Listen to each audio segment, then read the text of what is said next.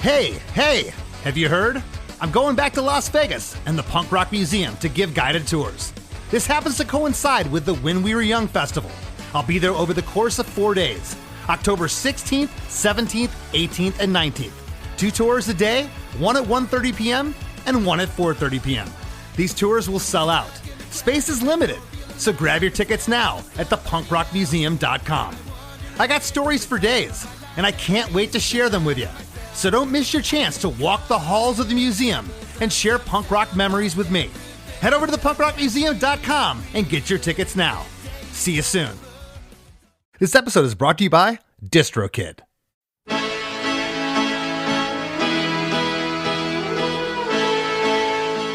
Hey everybody. On today's episode of Chris DeMakes a Podcast, we bring you an artist that is sadly no longer with us.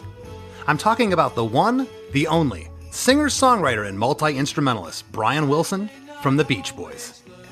Together with my co-host Chris Fafalius, we break down the writing, recording, and lyrical interpretation of his absolute masterpiece, God Only Knows, taken from the Beach Boys' groundbreaking 1966 album, Pet Sounds.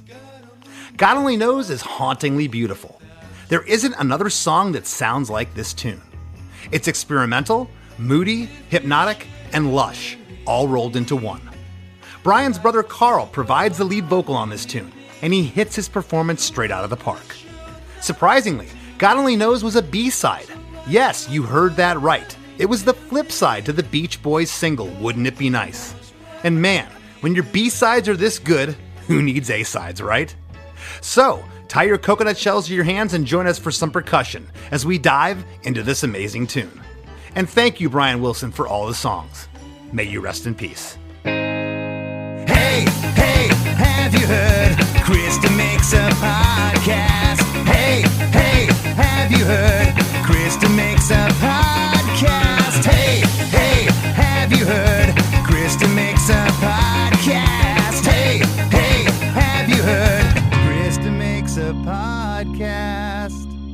All right, Chris, it seems like we're losing more and more of our heroes. It's true, man. Back on June 11th of this year, 2025, we lost Brian Wilson at the age of 82. A lot of people consider Brian Wilson to be one of the greatest musical geniuses that ever lived, and definitely one of the greatest songwriters, of our lifetimes. And I think the song we're going to talk about today, in my opinion anyway, and I see a lot of other music critics kind of express this opinion as well, one of the greatest songs ever written. Yeah, this song is awesome. We're going to break down God Only Knows today, and so much to talk about with this song. I think it's remarkable considering all his struggles, past problems with substance abuse, that Brian lived to be 82 years old. So I'm grateful for that. It's well documented. He was a guinea pig for many psychiatrists back in the 70s. They had him on all kinds of stuff, and the fact that he lived again to the age of 82 is remarkable. But yes, he's what I would consider a musical genius. He's a little bit above my pay scale, Chris. For sure. And there's a lot of things once we start breaking down this song. We're kind of going to do it surface level. Now, I did feel confident, Chris, because we did do the Bohemian Rhapsody episode. I'm like, we did Bohemian Rhapsody. We could do anything. But goddamn, this song, there are so many levels deep you could go with talking about this song. And I think you and I are going to talk about some arrangement choices, some musical things, but you could go real deep on things that happen with the chord choices and, I don't know, the modes of the song and all these things that happen that, like you said, are a little above our pay grade. But what an interesting song, an incredible songwriter. I mean, I'm preaching to the choir here and reiterating things I already said, but it is mind-blowing. Yeah, and I have a question to ask you, Chris. Did you listen to this in mono, stereo, or both? Well, I actually wasn't really paying attention, probably. I wasn't. How did you listen to it? I listened to it in both. I've always preferred the mono version. The stereo version sounds incredible. Had the stereo version been the first version that anybody ever heard, and they never heard the mono version, we wouldn't be having this conversation. It'd be just as amazing in its own right. Nothing is really broken down when we get to the song today in terms of panning left and right, because I'm listening just to the mono mix, which is incredible. Remember, back when they were mixing these records, AM radio was prominent, okay? And the whole concept of stereo hadn't really happened yet. Certainly not in car stereos.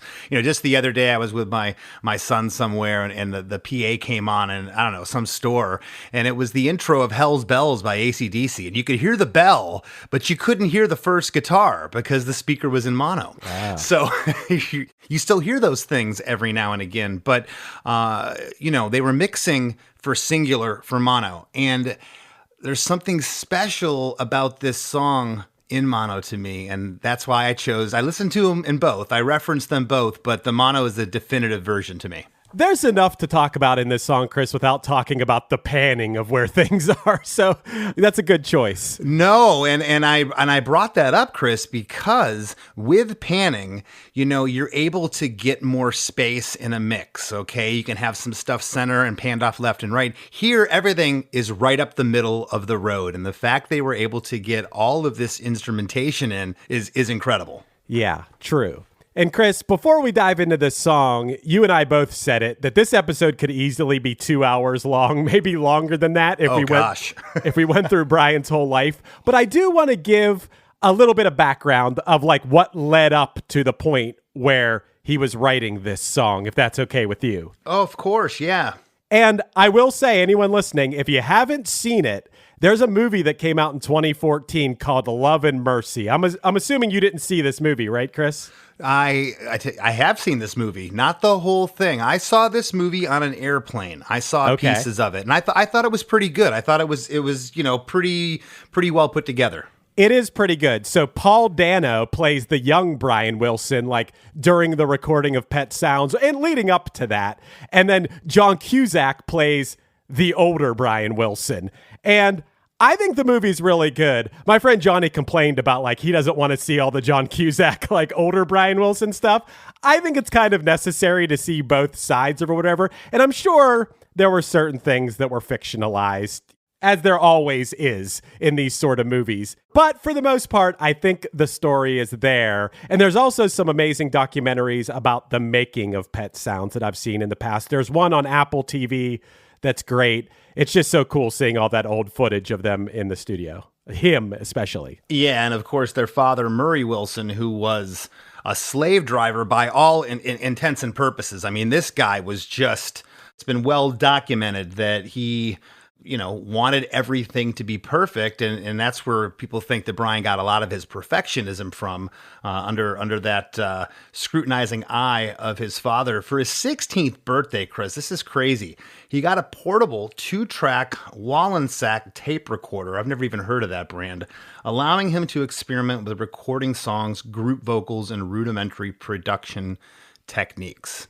I mean, I had a hard enough time with a Tascam 4-track in the late 80s. Could you imagine trying to record on these things? Yeah, I mean, and then at that point when he got that, now he had already shown from the time he was very young that he could learn music by ear, and he was displaying all of these sort of tendencies with music that were like something natural born in him more than just a love of music and practicing and stuff. Like there was something that he was born with, some sort of gift that he did have.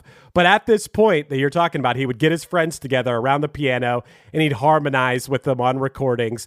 The harmonies are a big part of what we know and love about the Beach Boys and Brian Wilson or whatever. And of course, we have to mention that Brian did have two brothers, Dennis and Carl, two younger brothers with him that we would all know from the Beach Boys. So not only is he learning music, but he's playing music with his siblings. And we've talked about that on past episodes of Chris DeMakes a Podcast too. You have this sort of inherent thing when you have family members you're playing music with. Right, and Carl and Dennis were amazing in their own right, only overshadowed by their brother Brian because he's Brian Wilson. But his high school music teacher, Chris, recalled his aptitude for learning Bach and Beethoven at the age of 17. And those types of compositions from those classical composers, there was all kinds of harmony and melody going on at the same time, different parts floating in and out, crazy key changes in minors and whatnot. So that's not surprising at all that Brian was very, very taught and leaned on that.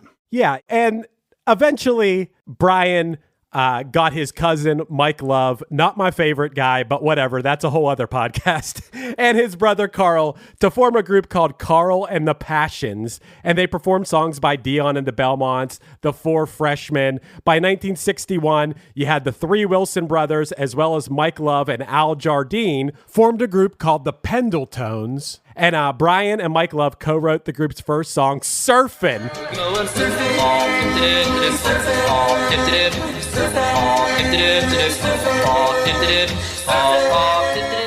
What else would they call their first song, Chris, other than Surfin'? And like you alluded to, Murray Wilson, the Wilsons' father, became their manager.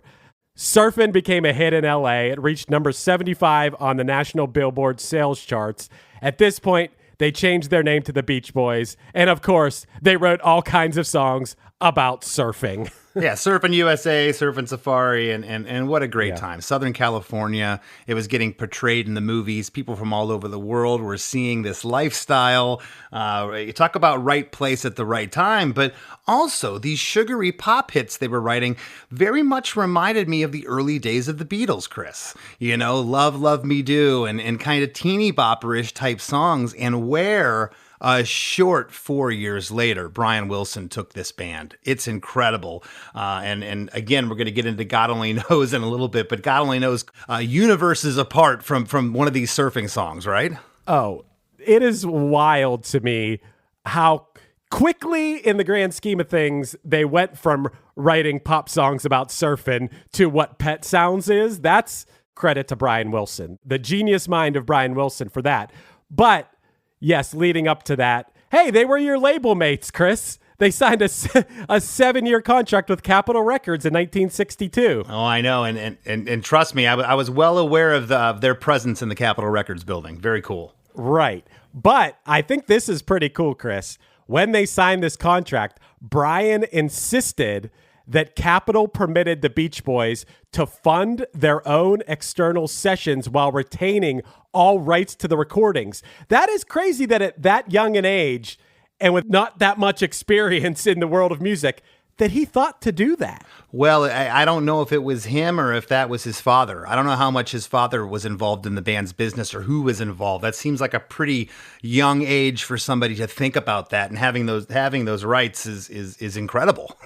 Yeah, I mean, what I read was it was Brian's insistence of that. It very well may have been. And another thing, Chris, before I forget, I always thought, probably up until my mid-20s, that the song Surf City by Jan and Dean was a Beach Boys song. Right. Which makes sense because Brian Wilson wrote the track. So yet another song with surf in it. This guy was on a roll.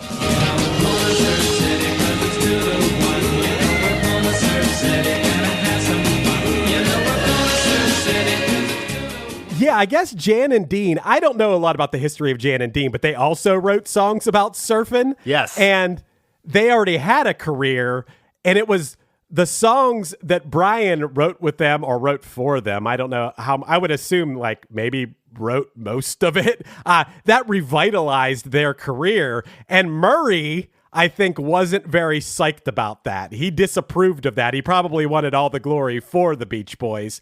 He demanded that Brian stop working with them, and Brian was like, whatever, and he continued working with them anyway. And I think that's pretty cool. Like, Brian seemed to do his own thing, and at this point, he was completely the producer on the album Surfer Girl. That was recorded in June and July of 1963 and released in September.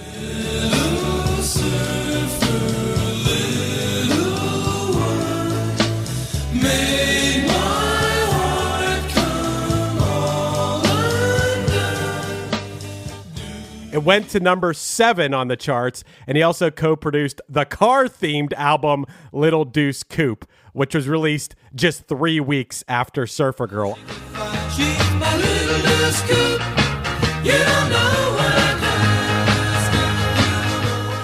I mean, just the crazy amount, the quantity of songs and music that was released, written and released by Brian in this time is impressive.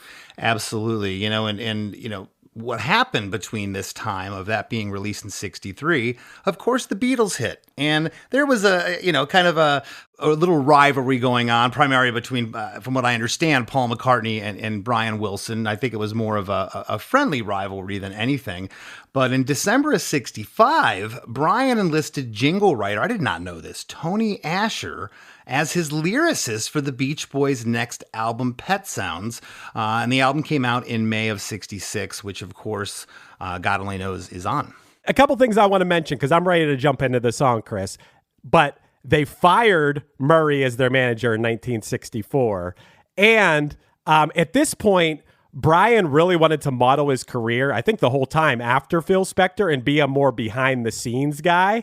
And there was more and more where Brian would go out on the road and then not be able to handle it and come back home, and they would have someone else step in his place. Right. So he wanted to be more the brains behind the songs than he wanted to be in a touring band. Yeah, and, you know, there was probably a lot going on back then, too, still with the business side of it, and it, you know, it's well documented in the late 60s. Brian was getting into LSD around this period, and who knows where his mind was at with that, and the rest of the band for that matter. So quite a bit going on. And as you know, being a touring musician, it's not easy going out there, and I wouldn't want to have been a touring musician in the mid 60s. You know, it's pretty well documented too that Brian struggled with mental health issues, and it was under the supervision of their talent agent, Lauren Schwartz, that he took LSD for the first time. And it was during that experience that he composed portions of California Girls, but he attributed his persistent paranoia later due to his, I guess, lot of LSD use at this time. So It probably wasn't a good thing. I mean, I would probably say definitely wasn't a good thing, despite some of the music that came from it. There's a whole story where Brian's wife at the time tried to separate Brian from this talent agent, Lauren Schwartz. And I think that might be, is that the guy they talk about in the movie? Do you know anything about this? And not really, but I do know, Chris, that he had a lot of handlers. There was a couple different psychiatrists that, you know, and a lot of those guys, once they get on the payroll, they don't want to leave, especially when they're getting paid that kind of money. But a lot of this is well documented in movies and film. And as you said, Chris, we could talk about this for 2 hours without even getting into the tune. But we are going to jump into God Only Knows right now. 2 minutes and 56 seconds. The instrument list. Yeah. Let's just go over that real quick, Chris. Tambourine, drums, sleigh bells, accordion, plastic orange juice cups, flute, 12-string electric guitar, harpsichord, clarinet, electric bass with tic-tac effect, tack piano with tape strings, French horn, upright bass, cello, violin, and viola. And of course, all those amazing, lush vocals. The intro is 16 seconds, starts with an A major chord, accompanied by the sounds of accordions, harpsichord, and French horn, which are then joined by bass, tambourine, and sleigh bells.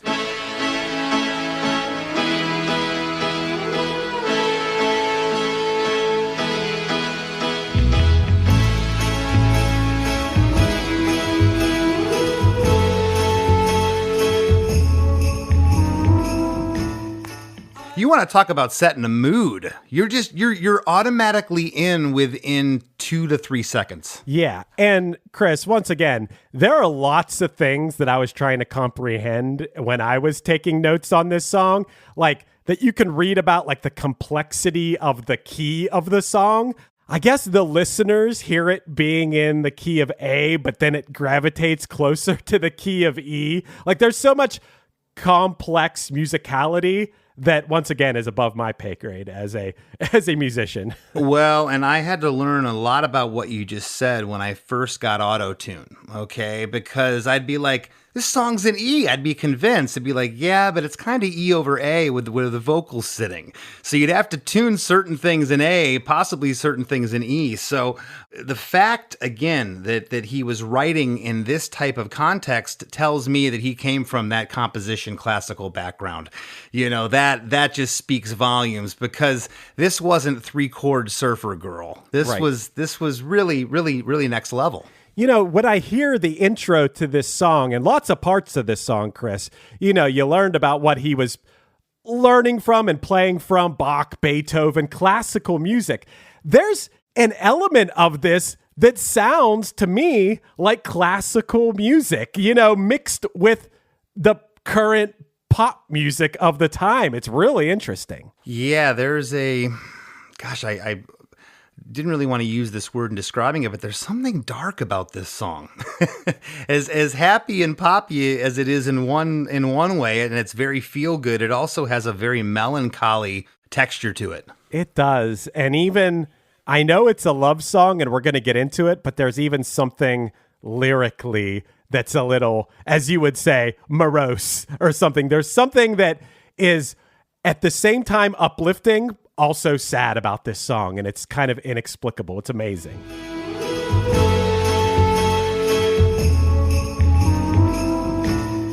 I may not always love you, but long as there are stars above you, you never need to doubt it. I'll make you so sure about it. God only knows what I'd be without you. I may not always love you, but long as there are stars above you, you never need to doubt it. I'll make you so sure about it. And it doesn't even feel like a chorus, but here's the chorus. God only knows what I'd be without you. But it feels like a continuation of the verse. It doesn't have this big triumphant rush in. And I love that quality about this song, that there's the chorus, but you don't even know you're there. Right. That's what's interesting to me is when I was breaking this apart, I'm like, is this the chorus? Is there a chorus? It's one line, maybe repeated twice later in the song, and then it's like the whole outro or whatever. But like, it's not a standard chorus, what you would expect in a pop song at all. Not at all. And it isn't said that much. You just said that. It's not the refrain of God only knows until the end, of course, when the kitchen sink comes in. But when you think of this song, I don't think of the verse lyrics. I could hardly recite the verse lyrics. But God only knows, I know that lyric. God only knows what I'd be without you. And you don't hear it that much. It's not hitting you over and over the head like We Will Rock You or something. Right. And I do want to talk about these lyrics for a second. You touched on it a little bit ago, but Brian enlisted jingle writer Tony Asher as the lyricist for this album, Pet Sounds. And I was like, why a jingle writer? And the story is that Brian met Tony Asher at Western Recorders, and some sources say that they met from mutual acquaintances in the LA music scene. And Brian was intrigued by Tony's thoughtful personality and his way with words. And according to Tony Asher, Brian essentially auditioned him by playing him some musical ideas and asking him to come up with lyrics on the spot. Tony obviously delivered, and Brian knew that he found the right partner. And I'm bringing this up too, Chris, because when you just look at these lyrics, I may not always love you, but long as there are stars above you, you never need to doubt it. I'll make you so sure about it. They seem like amazing lyrics to me because they're in this song. But if you just read those with no attachment to the amazing music of this song, they're just kind of like, I don't know, average poetry. It sounds dated to me. It sounds 1930s or 40s, the second line. I may not always love you, but long as there are stars above you. Nobody talks like that really anymore. You'd say as long as there are stars above you, maybe. So if old Tony Asher got a half of it for sticking butt in there instead of as, good for him, right? Yeah. Yeah, I think Tony Asher kind of hit the lottery here a little bit. I think Tony Asher hit it out of the park, Chris. And we got some cool stuff in verse 1. The first verse shifts gracefully between those major and minor tonalities we talked about, all while maintaining a deceptively simple melodic line. We got those sleigh bells that are prominently featured here in verse 1, and the clip-clop sound is believed to be coconut shells being clopped together. Who had time to figure this out? Who had coconut shells sitting around? Hey, let's clap these together and mic them from 5 feet away and see what we get. And why? They mimic the sound of hooves, like of an animal. And the album is called Pet Sounds. Like there is this overarching theme of like the sounds of animals to a certain extent. And I just think it's so interesting, and it is so essential to the song. It is like it goes throughout the whole song. You hear that, and I think that is so cool. I can't even think of another song off the top of my head that has something like that. Yeah, there's songs that have done, finger snapping way buried in the background, just something to keep it moving along. It's not a featured predominant part, but this clip-clop sound adds a gentle rhythmic gallop to the verse without using a traditional drum kit. And hey, we didn't have much room in the mix here for stuff, okay? If you can get away with a little gallop on a coconut and push it over here and not have it too loud, but there to keep the rhythm going, then you achieve what you were going for. Upright bass is here, which might be doubled with the electric bass. We're not sure. Doubling them was often a Brian Wilson trick. Got some soft accordion supporting the harmony here. And there's no harmonies yet here in verse 1, Chris. No drums, no guitars, no piano. All this stuff is held back, presumably so the song can build. Chorus 1, just that line, God only knows what I'd be without you. God only knows what I'd be without you. You wrote down in the notes the first subtle harmony, and you wrote, I think. And I'm with you on that. It's something just kind of there, right? Dude, there's so much stuff in this song that my ears, now I was going through my studio speakers, and then I was going to good headphones, then I went to my AirPods, trying to decipher what was happening. There's so much stuff happening that it's hard for me to pick certain things out. Like, I think there's a subtle harmony there. I think I read that there is, but I can't exactly pick it out. Well, and you get to the next part, and again, a lot of this stuff, go listen to the stereo mix. It's easier to pick out. But when this stuff was just right up the center, okay, you got stuff in here that's like French horn, accordion, or organ, possibly some low strings or upright bass. So this stuff's weaving in and out and blended together. And some of this stuff isn't traditional sounds, especially in rock and roll back then. A French horn? Who was using that in 1966? Yeah, the French horn thing too. That is, I think it's used all throughout here. And sometimes I'm like, is that the sound of a French horn? It's not like that's a sound I know off by heart, No, not at all. And let's talk about these turnarounds in this song. They're much like that chorus comes out of nowhere. All of a sudden, you're dumped into the second verse. You don't really know how you got there. But here you are from the 40-second mark to the 58-second mark of the tune. If you should ever leave me, well, life would still go on, believe me.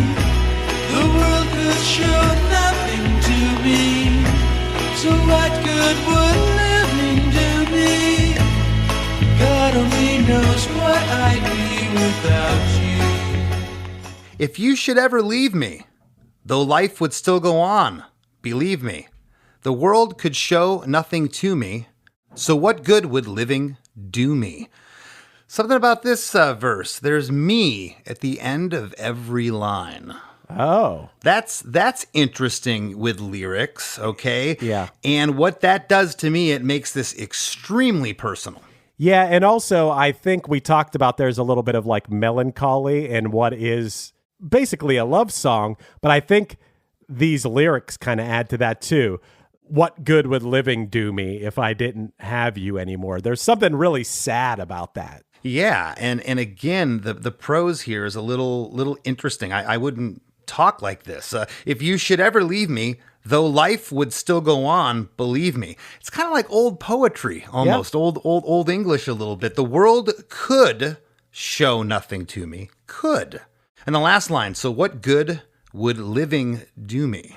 Yeah. Pretty melancholy. Yeah, and it is an interesting turn of phrase. I probably attributed that to like, this is the way people spoke in the 60s, but they didn't. This is more like something out of a poetry book, and I would say that this is a pretty strong verse.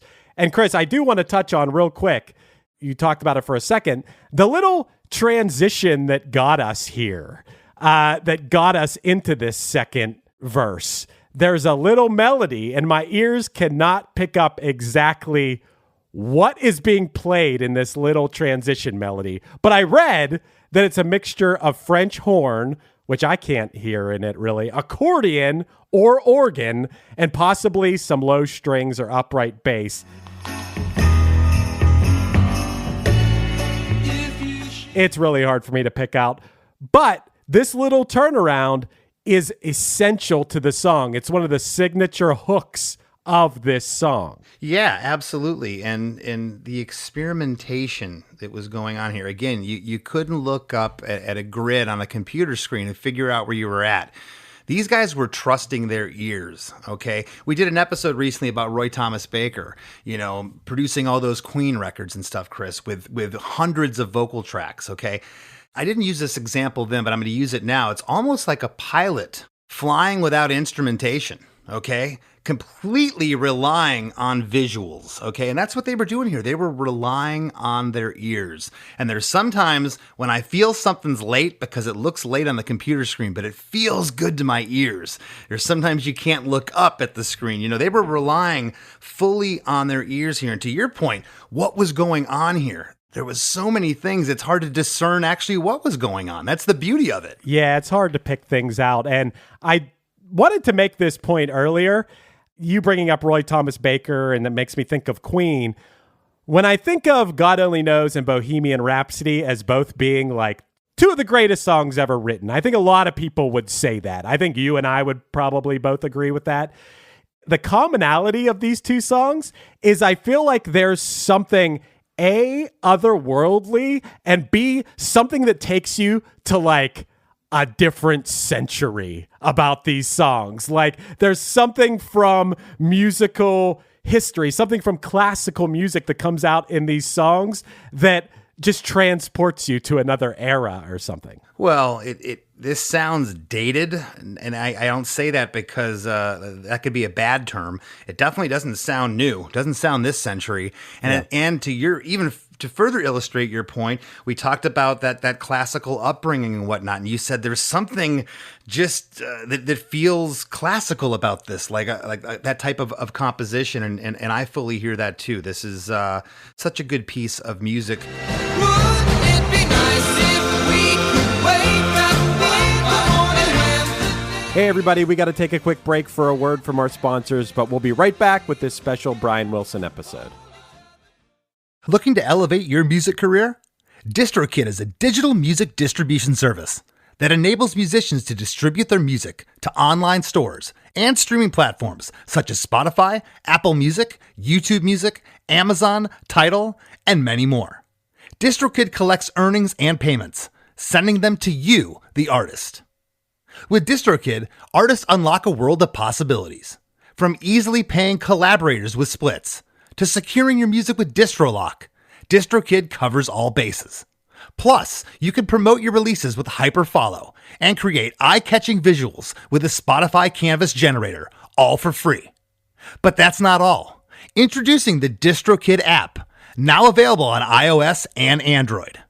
Artists can manage their releases, view streaming stats, and withdraw earnings, all from the palm of their hand. And for those looking to perfect their sound, check out Mixia. With its simple interface and customizable mastering options, artists can make their music sound polished and professional within minutes. And don't forget about Instant Share, DistroKid's newest feature.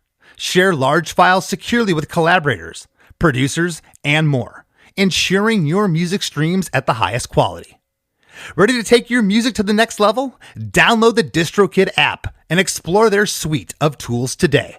Plus, listeners can enjoy 30% off their first year by visiting distrokid.com/VIP/DeMakes. That's distrokid.com/VIP/DeMakes. When you think about businesses that are selling through the roof like Skims or Allbirds, sure, you think about a great product, a cool brand, and great marketing. But an often overlooked secret is actually the businesses behind the business, making selling and for shoppers buying simple. For millions of businesses, that business is Shopify.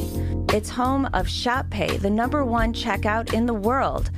You can use it to boost conversions up to 50%, meaning way less carts going abandoned and way more sales going through to checkout. Upgrade your business and get the same checkout Allbirds uses. Sign up for your $1 per month trial period at shopify.com/income, all lowercase. Go to shopify.com/income to upgrade your selling today. Shopify.com/income. Does it ever feel like you're a marketing professional just speaking into the void? But with LinkedIn ads, you can know you're reaching the right decision makers, a network of 130 million of them, in fact. You can even target buyers by job title, industry, company, seniority, skills, and did I say job title? See how you can avoid the void and reach the right buyers with LinkedIn ads. Spend $250 on your first campaign and get a free $250 credit for the next one. Get started at linkedin.com/campaign. Terms and conditions apply. Eczema isn't always obvious, but it's real. And so is the relief from Ebglyss. After an initial dosing phase, about 4 in 10 people taking Ebglyss achieved itch relief and clear or almost clear skin at 16 weeks. And most of those people maintain skin that's still more clear at 1 year with monthly dosing. Ebglyss, lebrikizumab, LBKZ, a 250 milligram per 2 milliliter injection, is a prescription medicine used to treat adults and children 12 years of age and older who weigh at least 88 pounds or 40 kilograms with moderate to severe eczema, also called atopic dermatitis, that is not well controlled with prescription therapies used on the skin or topicals, or who cannot use topical therapies. Ebglyss can be used with or without topical corticosteroids. Don't use if you're allergic to Ebglyss. Allergic reactions can occur that can be severe. Eye problems can occur. Tell your doctor if you have new or worsening eye problems. You should not receive a live vaccine when treated with Ebglyss. Before starting Ebglyss, tell your doctor if you have a parasitic infection. Searching for real relief? Ask your doctor about Ebglyss and visit ebglyss.lilly.com or call 1-800-LILY-RX or 1-800-545-5979. When did making plans get this complicated? It's time to streamline with WhatsApp, the secure messaging app that brings the whole group together. Use polls to settle dinner plans. Send event invites and pin messages so no one forgets Mom's 60th. And never miss a meme or milestone. All protected with end-to-end encryption. It's time for WhatsApp. Message privately with everyone. Learn more at whatsapp.com. This episode is brought to you by State Farm. Checking off the boxes on your to-do list is a great feeling. And when it comes to checking off coverage, a State Farm agent can help you choose an option that's right for you. Whether you prefer talking in person, on the phone, or using the award-winning app, it's nice knowing you have help finding coverage that best fits your needs. Like a good neighbor, State Farm is there. Disney's Lilo & Stitch has finally landed on Disney+. Now you can watch the global phenomenon at home with your Ohana. Be good for 1 second. Lilo & Stitch is verified hot on Rotten Tomatoes with an audience score of 93%. Perfect. Stitch is also cute and fluffy. Disney's Lilo & Stitch, rated PG, now streaming on Disney+. And right now, you can get Disney+, Hulu, and all of ESPN with an incredible limited-time offer. Terms apply. Lowe's knows how to help make your home holiday ready for less. Get Select Style Selections vinyl flooring for just $1.99 per square foot and have it installed before the festivities begin. Our team can help you every step of the way. See a Lowe's Red Vest associate or visit Lowe's.com/holiday install to get started. Lowe's, we help, you save.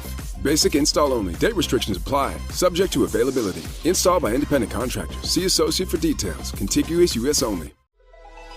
Experience a membership that backs what you're building with American Express Business Platinum. Enjoy complimentary access to the American Express Global Lounge Collection and a welcome offer of 200,000 points after you spend $20,000 on purchases on the card within your first 3 months of membership. American Express Business Platinum. There's nothing like it. Terms apply. Learn more at americanexpress.com/business-platinum. Heather is a nurse practitioner from United Healthcare. We meet patients wherever they live. During a house call, she found Jack had an issue. Jack's blood pressure was dangerously high. It was 217 over 110. So they got Jack to the hospital and got him the help he needed. He had had a stent placed in his heart, preventing a massive heart attack. If it wasn't for my guardian angel, I wouldn't be here. Hear more stories like Jack's at UnitedHealthcare.com. Benefits, features, and/or devices vary by plan, area, limitation, and exclusions apply. Starting a business can seem like a daunting task, unless you have a partner like Shopify. They have the tools you need to start and grow your business. From designing a website to marketing to selling and beyond, Shopify can help with everything you need. There's a reason millions of companies like Mattel, Heinz, and Allbirds continue to trust and use them. With Shopify on your side, turn your big business idea into... Sign up for your $1 per month trial at shopify.com/special offer. Comcast is committed to bringing access to the internet to all Americans, including rural communities across the country, like Sussex County, Delaware. We were being left behind. Everybody around us seemed to have internet, but we did not. High-speed internet is one of those good things that we needed to help us move our farming, our small businesses, our recreation forward. Learn more about how we're bringing our next generation network to more people across the country at ComcastCorporation.com/investment in America. Hey everyone, Chris DeMakes here, and I've got some exciting news. Chris DeMakes a Podcast is now on Patreon. Your support is what keeps this show going, allowing us to bring you deep dives into amazing songs from incredible artists every week. When you join our Patreon at ChrisDeMakes.com, you'll get instant access to hundreds of episodes of The After Party, our weekly bonus show, where producer Chris Fafalius and I talk music history, trivia, tour stories, classic albums, and whatever else comes to mind. Plus, you'll get early ad-free episodes of Chris DeMakes a Podcast, unedited video versions of each episode, and, of course, a brand new episode of The After Party every single week. If our show brings you a little joy, help us keep it going strong for just a couple bucks a month at ChrisDeMakes.com. Not ready to commit? No problem. You can sign up for a free membership while you decide. Thanks so much, everyone, and I hope to see you all at the after party.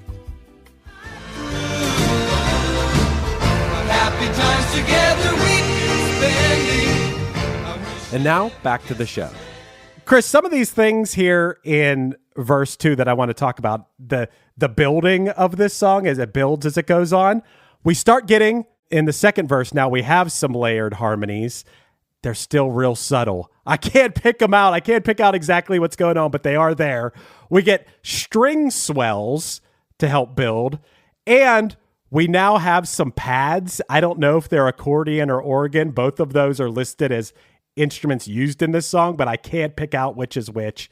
And I read online about some French horn in this second verse playing counter melodies, but I can't hear them. I don't know if you heard them, but I can't pick them out. And maybe it's because of the mix I listened to. Possibly, yeah. I was going to suggest maybe going back and listening to the stereo mix. I didn't zone in on that part too much. If you should ever leave me, well, life would still go on, believe me. The world could show nothing to me, so what good would living do me? God only knows what I'd be without you. Again, you could probably even go back and watch the documentary on Pet Sounds and not be able to figure this stuff out, because they could have a camera on somebody recording this part at the right time, but did it get mixed in later? How did it get mixed? How loud was it later in conjunction with the other instruments? Yeah, that's the thing too, man. And I don't even know, when I edit this episode together, should I put the stereo mix in or the mono mix? You could do both. I don't know. I'm going to do, listeners, everything you've been hearing in this episode is the stereo mix. I'm going to put the stereo mix in just because maybe your ears will be able to pick out more things than in the mono mix. Sounds like a plan. Yeah. God only knows what I'd be without you. So coming out of verse 2, we're right into chorus 2. We get that refrain once again. God only knows what I'd be without you. About 5 seconds. Big sustained pads behind it, Chris, and a lush multi-part harmony, although it's still very subtle and hard to pick out the individual parts. We're only 1.5 minutes into this song. Yeah. So it's still got a lot to build, and especially when we get, we call it the kitchen sink. When we get here at the end of the song, it's absolutely amazing. We get another interlude from 105 to 112, a short instrumental interlude. There's a snare roll halfway through it, and we get another snare roll at the end of it.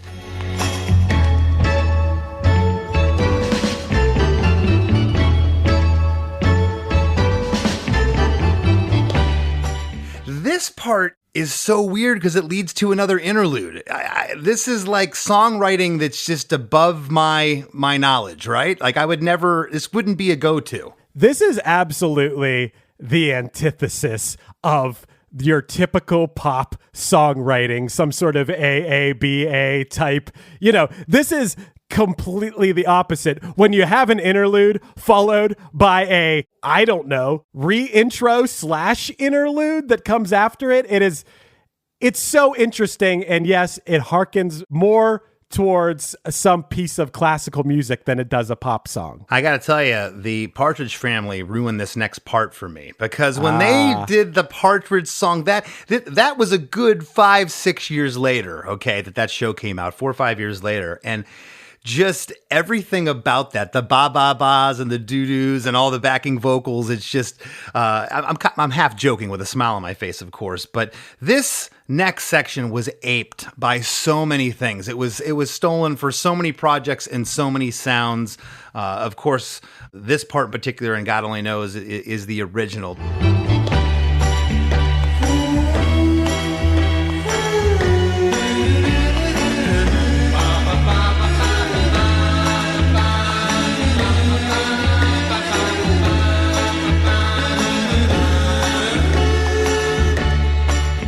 There's a plethora of vocals, harmonies, and counter melodies in this section.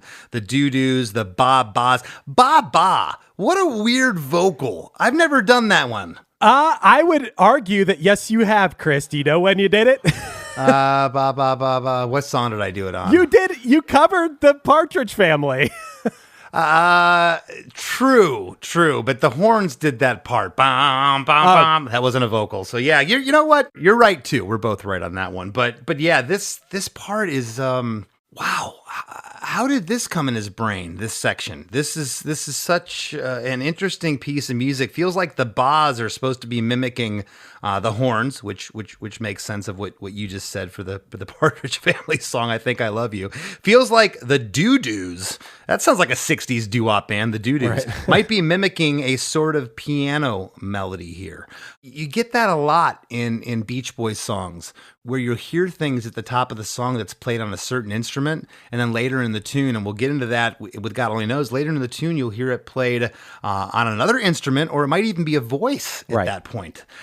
So it's kind of like foreshadowing of what's to come later, and I love things like that. I think, that's what the Beach Boys were known for, were the vocals, and I think that he was probably thinking like, the ba-bas are supposed to be in place of a horn. The doo-doos are supposed to be like a piano. And he's just creating all these sounds with voices. It probably set the stage, Chris, for the thousands and thousands of a cappella groups at colleges and pentatonics and whatever other like weird all vocal things where you have the beatboxers and you have the, people singing the instruments. I think that this was probably an early example of that, and probably, like you said, inspired. It probably set sail to 1,000 ships in that department. Yeah, and it hasn't been, I haven't seen anything in my research for this, Chris, but I would have to think that Brian Wilson, Murray Wilson, the brothers had listened to barbershop quartets at some point, right? Oh, of course. Yeah, definitely. Had to have, because that type of harmony is all over this. Chorus 2, we're only at 1.5 minutes of the song. We've heard a lot of music at this point. Is this chorus 2 or chorus 3 at this point now? Take that back. This is chorus 3. God only knows what I'd be without you. So chorus 3 is at the 1:30 to 1:35 section of the song, only halfway through. You've gotten a lot of music and information so far. Again, the lyric, God only knows what I'd be without you. And when compared to chorus 2 here, Chris, chorus 3, the instrumentation is similar, but the building occurs more on the vocal delivery. The falsetto top melody is now out front and featured. And my favorite part of this song, okay, I think this is the coolest thing ever. Yeah, the end we're going to get to is when everything's in is absolutely stellar, and it goes out on a grand finale high note. But Getting into verse 3, this chorus is only like 1.5. It's jarring how it gets into verse 3. Have you noticed that coming off of chorus 3? It's so good. I love the transitions in this song. The way you get from part to part. You said it before. Sometimes you don't even know, like, how did I get here? How am I at this part? If you should ever leave me, the life would still go on, believe me. The world could show nothing to me. So what good would living do me? God only knows what I'd be without you. And I wonder, when they were doing these recordings, was this all Brian? Was it somebody in the studio? Was it their dad saying, "No, come in here"? Because it's just, my instinct would never have me come in where they came in on that. And I've heard this song how many times? It wasn't odd or weird to me until I got it here, and I'm analyzing it. I never would have thought of this. And man, when that came in verse 3 off of chorus 3, it's so good. And here's the lyric: "If you should ever leave me, though life would still go on, believe me, the world could show nothing to me. So what good would living do me?" Are these lyrics the same as the last verse? Yeah, so verse 2 and verse 3 are the same. Okay. Yep. I didn't know if he maybe slightly changed a word or two. No, these are verbatim the same lyrics. We're hearing them again. They are, and I wanted to talk about that because there's not a lot of lyrics in this song. The God Only Knows part only happens a couple times. We get verse 1 with a set of lyrics and information, but verse 2 and 3 are the same. Makes you wonder what was going on there. They didn't think they needed more. It's perfect the way it is, but why wasn't there more words? Well, I think that probably I never noticed that there was such a small amount of words in this song because there is so much going on, and it does encompass such a big feeling or emotion or something. I don't know, Chris. I feel like I've been to multiple weddings where this was the song that the bride walked down the aisle to or something. Like, there's just something timeless about this song, and maybe less is more when it came to the lyrics here. Yeah, and when you have a set of lyrics repeated twice, as we know, it can almost feel, and this doesn't feel like a chorus, but it could almost feel like a chorus in the sense that it's the part in the song that you repeat. It gives something for the listeners to attach to, and maybe that was the reason. In any event, it's perfect the way that it is. The high shimmering woodwinds in verse 3 come halfway through, which is one of the highlights of the song you wrote here, Chris, which I think so too. It just lifts before we get to chorus 4, where everything is in. You wrote that it's most likely flute, but it could also be accompanied by clarinets, which were also listed in the instrument list of this song. I have no idea. I listened to that section a bunch, and you got me. It's like a little fluttering there, and it's just something I think about when I think of this song. Show nothing to me. So what good would living do me? Chris, I do want to touch on something you just said. I think this song, every decision made in this song about the arrangement, everything, I think everything I've read and watched, I think this is 100% from Brian Wilson's head. I think Murray was out of the picture by this point. I'm pretty sure he wasn't involved in this. And I don't think those other Beach Boys, not to take anything away from them, I don't think that Brian was taking into consideration much of what they had to say. I think they just went along with it. They were the touring band, and he wanted to be the guy behind the scenes. I think that this is 99.9% straight from Brian's brain. Yeah, and he seemed way more into being in studio quarters than being on stage. He never seemed like that alpha personality or, hey, I'm the lead guy, here I am. That wasn't that didn't really seem to be Brian.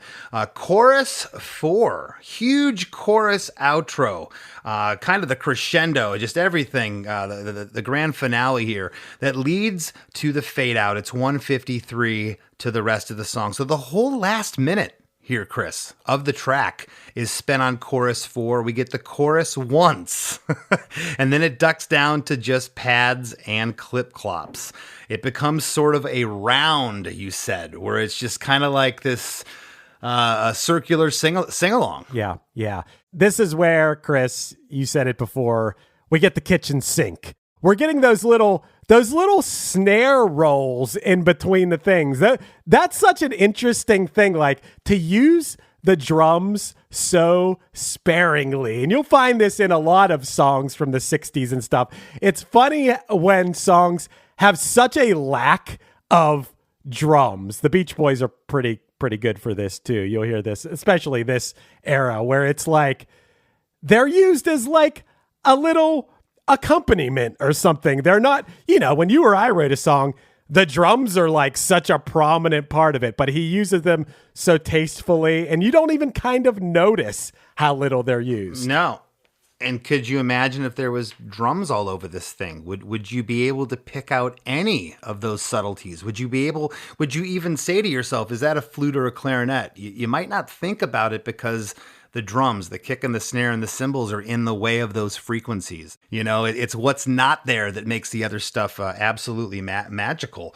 So many layered vocals here at the end, some of them only singing God Only Knows. One of the vocal lines duplicates a part that had been played by the French horn earlier. We talked about that a little bit ago, where they'll have some foreshadowing of a part in the song, and then you'll hear it later. And I've done that with songs where I'm like, why does this sound familiar? And then finally it dawns on me by the 5th listen that, we got that melody in the intro. It's the only time it happened. And then 3.5 minutes later, we get it at the end, which is so cool. God only knows what I'd be without you.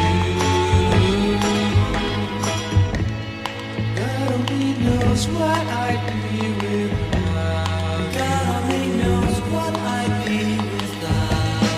God only knows what I'd be without. God only knows what God only knows what I'd be without.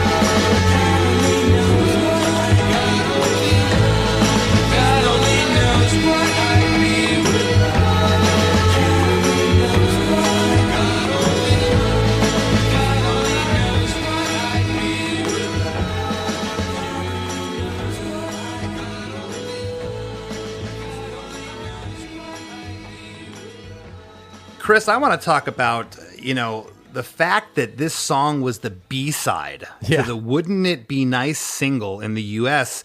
Supposedly, and I had never heard this, radio programmers hesitated to add the song to their playlist due to the fact that it had the word God in it. Now, to me, I would have thought like, okay, I would think that the country was probably more church-oriented, religious back in the mid-'60s, that they would have embraced that. Oh, it says God, but it was looked at kind of like when Lennon or McCartney quipped that they were bigger than Jesus as a joke. Well, I think, Chris, it probably was. I thought the same thing as you at first. It's like, all the churchy people will be psyched that he's singing about God, but think about it. It's the 60s. A lot of people think pop music and rock music is the devil. It's the devil's music. And now you're singing the word God in it. That's blasphemous. So I think that's why radio programmers, especially think about radio programmers in the freaking Bible Belt or in the South or whatever. You have this beautiful song, but that saying God in a song like this is a no-no. Right. And that's, I think you hit the nail on the head. That's exactly what it was. On one hand, it's like surprising to me, but the more you think about it, not surprising at all for the time period. Couple more things here, Chris, before we wrap up. I don't think you know this. We never talked about it. The first version I heard of this was the Neil Diamond version from 1977. That's the first version. Now, my dad was probably a bigger Beach Boys fan than Neil Diamond, for sure, a bigger Beach Boys fan.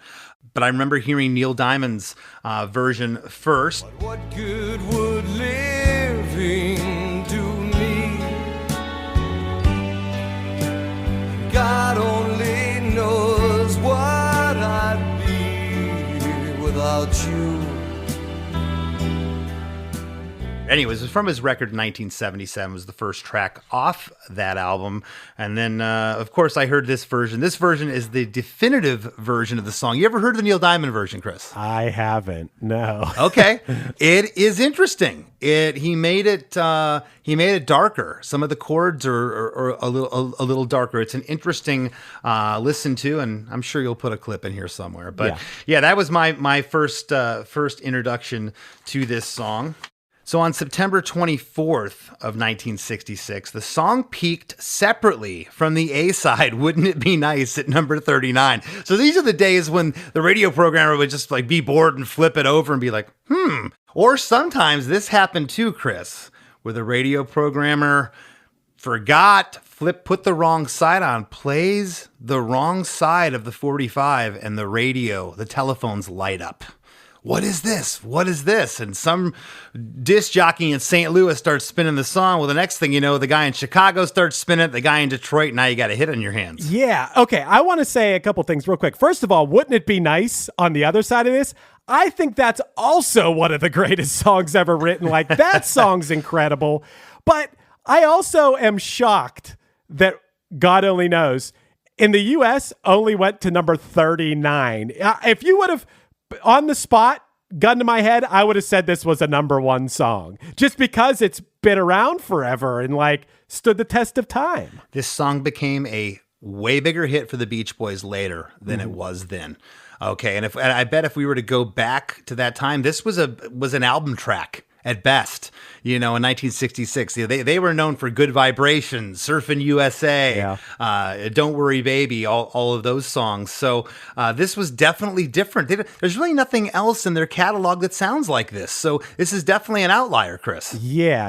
And I guess people in the UK had better taste than people did in the United States, or maybe they didn't have they weren't as uptight about the God thing, because it did go to number 2 in the UK, right behind their rivals at the time, the Beatles, with Yellow Submarine / Eleanor Rigby. Now, Eleanor Rigby, I think, is one of the Beatles' greatest songs. Yellow Submarine, not so much. It's funny that that was the A and B side that they were, the Wouldn't It Be Nice to God Only Knows of the Beatles at that moment, I guess. I don't know if that makes sense. But one thing I got to talk about, Chris, I can't believe we didn't talk about this. It's funny to think about because when I hear this song, I think Brian Wilson, but it's actually Carl Wilson singing lead on this song. Do you ever think about that? Yes, I do. And Carl's got a really interesting voice. Okay. It's a little bit lower than Brian's voice. And he's incredible here. And you have to wonder, was that something on Brian's mind? Did Brian want to sing this? He's like, no, this is Carl's song. How did that transpire in the studio? I would have to assume here, Chris, I'm just making an assumption, but that Brian was this musical mind. Like we said, he didn't want to be necessarily the face of the band, and he didn't want to necessarily be out on tour. He wanted to be the behind the scenes guy, and maybe he just knew how to, what's the word, delineate? Is that the right word? The different things to whoever, whatever. Delegate. Delineate. I like delineate. Yeah, I delegate the different things. And even when you look at the song, like, oh, this part is going to be played by this instrument, and you just think of Carl's voice as another instrument in the mix, and he knew that Carl's voice fit best. Knowing what I know about Brian Wilson, I have to think that is how it went down. He knew that Carl's voice was the best for that particular instrument, the lead vocal in the song. So cool, man. Wish I could go back in time and be a fly on the wall for those sessions. It would be awesome. And one last thing before we break, Chris, little tidbit of information. Speaking of the Beatles, Paul McCartney called God Only Knows the greatest song ever written. Right. His rival. He brought his friendly rival around to call it the greatest song ever written. Bono actually said, Chris, that the string arrangement in this song was fact and proof of angels. I don't know about that because we don't know if those were strings or flutes or clarinets, Chris, but hey. Right. But basically the arrangement of the song. Hey, For anyone who was pissed off about the fact that he was saying God in this song, well, Bono thinks that it's proof that angels exist. So there you go. There you have it. And I started this whole thing off today by saying, Chris, we're losing our musical heroes. It's true. As we get older, we lose those people we admire and we cherish and we love. And that happens to be, for this episode, Mr. Brian Wilson from the Beach Boys, 82 years old. Thank you for all the music and everything that you've given us. Rest in peace. Oh, Carolina.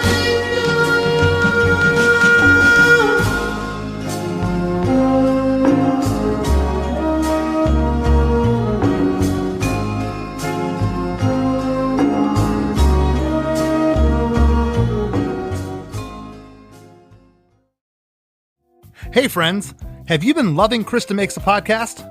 Well, spread the love by leaving a 5-star review on Apple Podcasts and Spotify. Don't hesitate to share what you enjoy about the show in an actual written review on Apple Podcasts. Not only does it help more people discover us, but we often read reviews in the wrap segment of the show. It's a quick, cost-free way to support us and takes just a minute of your time. Your reviews mean the world to us and help us keep the podcast thriving. Thank you for being a listener, and thank you for being a friend. If you're a band, artist, record label, or business looking to get your message out to a passionate audience of music lovers, consider advertising on Chris DeMakes a Podcast.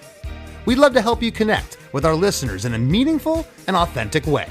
Just drop a line to my producer, Chris Fafalius, at chrisfafalius@gmail.com. That's Chris, Fafalios @gmail.com. If our listener base sounds like it might be a good fit for you, reach out and we can talk rates and discuss the best way to effectively get your message across. Hey, I'm Chris Fafalius, producer of Chris DeMakes a Podcast and also host of One Hit Thunder.